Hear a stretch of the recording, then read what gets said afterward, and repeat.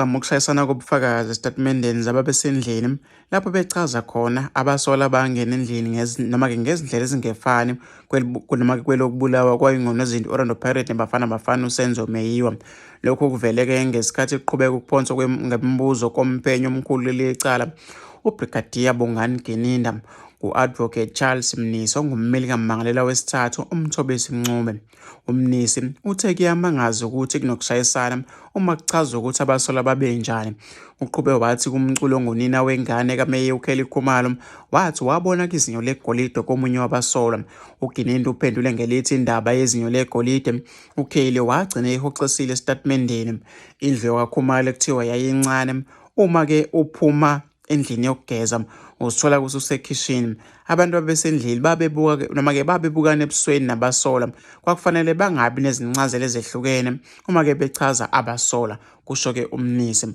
Ubuye wabuza ngokuchaza kaKelly ngesibhamu esiyivolovolo elidala-ke elimnyama unkosazane noma-ke unkosazane Stenkam ngesikhathi uphenya uhlanganile yini nolwazi olwaluholela ekutheni uKelly abe nolwazi lokuthi ukhuluma ngani uma-ke ekhuluma ngevolovolo. Kusho-ke noma-ke kubuza uMnisi.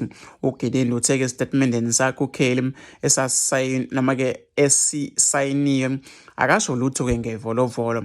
Okwesibili, emva kwesikhathi kwabonakala ukuthi-ke kwayena uwumuntu okufanele noma-ke okufanele simbhekisise, okusho ukuthi akushoyo noma-ke akushoyo kufanele kubeke seceleni kakhulukazi uma-ke sekuvela ukuthi ungomunye wabasolwa ngecala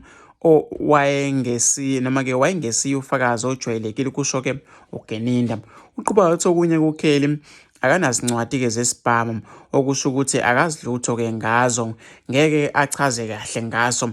Uthe okunye-ke kwavela ukuthi-ke kushiya-ke imibuzo kwakusho-ke noma-ke kwakusho akabangeke sakulandelela emva kokuvela ukuthi-ke kukhona ukuxhumana okwabakhona-ke phakathi kwakhe nofakazi.